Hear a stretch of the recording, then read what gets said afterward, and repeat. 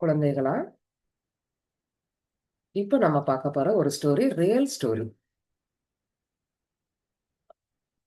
அந்த ஸ்டோரி ரொம்ப இன்ஸ்பிரேஷனா இருக்கும். அந்த இளைஞன் அடைந்த தொடர் தோல்விகளால் பிழைக்கத் தெரியாத முட்டாள் என்று அவனது அப்பாவும், தோல்விக்கென்றே பிறப்பெடுத்த துரதிர்ஷ்டக்காரன் என்று அவனது நண்பர்களும் கேலி பேசினார்கள். அத்தனை தோல்விகளையும் உள்வாங்கி கடைசியில் பிரம்மாண்டமான வெற்றியை தனதாக்கிய மாமனிதன்தான் சைக்ரோ ஹோண்டா. அவர்தான் இன்று கார் மற்றும் மோட்டார் சைக்கிள் உற்பத்தியில் உலக அளவில் பெரிய நிறுவனமான ஹோண்டா மோட்டார் கம்பெனியின் நிறுவனர். அவர் தனது வாழ்க்கை அனுபவத்தின் வெற்றி என்பது 99% தோல்வியே என்று சாறு பிழிந்து எடுப்பது போன்று அப்படின்னு சொன்னாங்க. டொயோட்டா நிறுவனத்திற்கு பிஸ்டன் தயாரிக்கும் தொழிற்கூடம் உருவாக்க வேண்டும் என்பது மாணவர் சாய்க்ரோ ஹோண்டாவின் கனவு. யாருக்காகவும் அவர் காத்திருக்கவில்லை. அப்பாவின் திட்டு, சக மாணவர்களின் கேலி, அதுக இவற்றிற்கெல்லாம் இடையே 1928 ஒரு உலோகம் உருக்கும் கூடம், தட் மீன்ஸ் அந்த மெட்டலை மெல்ட் ஆக்குற கம்பெனி அவங்க என்ன செய்யறாங்க, ஸ்டார்ட் பண்றாங்க. இதுக்கு ரொம்ப கஷ்டப்பட்டு என்ன செய்யறாங்க, ஒரு வருஷம் அந்த பிஸ்டனை என்ன செய்யறாங்க, டொயோட்டா எடுத்துட்டு டொயோட்டா கம்பெனிக்கு அவர் எடுத்து சொல்றாரு. எங்கள் எதிர்பார்ப்பிற்குரிய தரத்தில் பிஸ்டன் இல்லை அப்படின்ட்டு என்ன செய்யறாங்க, அந்த கம்பெனி ரிஜெக்ட் பண்ணிருந்தாங்க. ஸோ முதலாவது கனவு திட்டம் தோல்வி. இதுக்கு எல்லாமே என்ன செஞ்சுட்டு, பினான்சியலாவும் அவர் லாஸ் ஆயிட்டாரு. புழுதிவாரி தூற்றுவோர் தூற்றட்டும் என்ற மனப்பக்குவத்தோடு ஹோண்டா மீண்டும் முயற்சித்தார். மேலும் பல மாதங்கள் விடாப்பிடியாக உழைத்து அவர் உருவாக்கிய புதிய பிஸ்டன் மாதிரியை மீண்டும் டொயோட்டா நிறுவனத்திற்கு எடுத்து சென்றார். அருமை என்று பாராட்டி டொயோட்டா கம்பெனி அந்த பிஸ்டன் என்ன செய்யறாங்க, அக்செப்ட் பண்ணிட்டு அவனோட அக்ரிமெண்ட் போடுறாங்க. ஸோ மனசுக்கு அவருக்கு ரொம்ப சந்தோஷமாயிட்டு, ஸோ இனிமே நம்ம என்ன செஞ்சிருவோம், நிறைய பிஸ்டன் என்ன செஞ்சிருவோம், இது மாதிரி தயாரிச்சிருவோம்.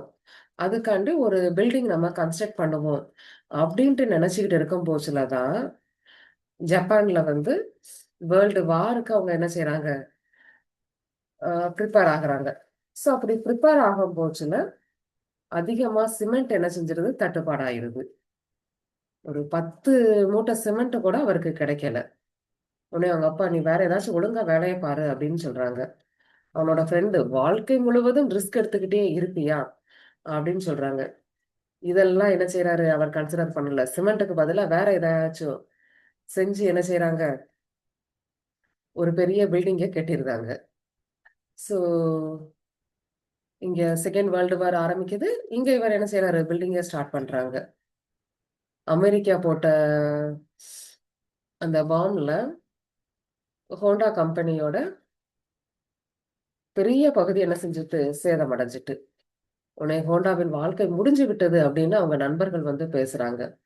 இவர் ஆனாலும் மனம் தளரல. அவங்களோட ஃப்ரெண்ட்ஸ் எல்லாம் கூப்பிட்டு இவர் என்ன செய்யறாரு, ஒரு பில்டிங்கை கட்டுறாங்க.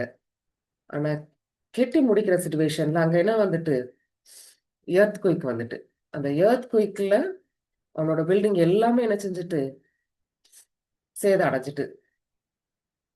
ஸோ மறுபடி இருந்த பீஸ் ஆஃப் மெட்டல்ஸ் எல்லாம் டொயோட்டா கம்பெனில போய் வித்துட்டு அப்ப சொல்றாரு, நான் ஆசைப்பட்ட ஒரு திட்டம் தோல்வி அடைந்தால் துளி கூட கவலைப்பட மாட்டேன்.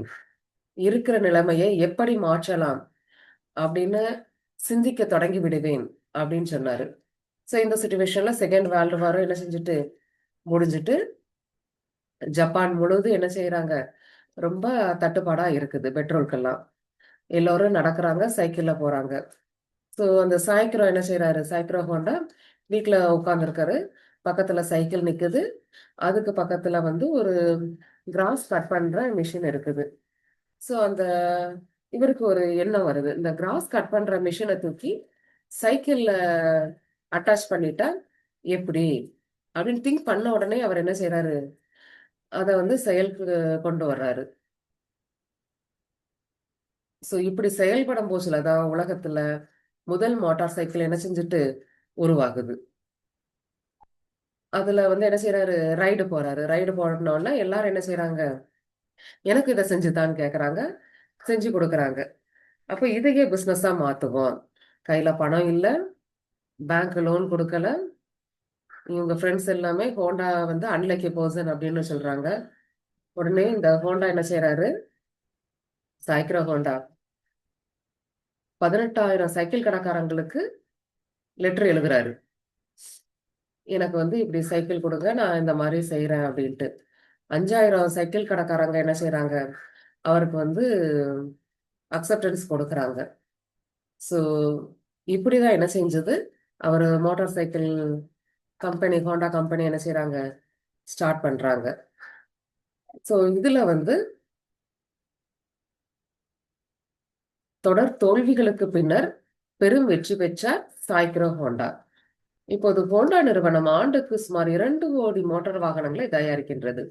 முயற்சியை மூலதனமாக கொண்டு தன்னம்பிக்கையை மனதில் வைத்து வைராக்கியத்துடன் உழைக்கும் எவருக்கும் வெற்றி கைகூடாமல் போனதில்லை. நன்றி.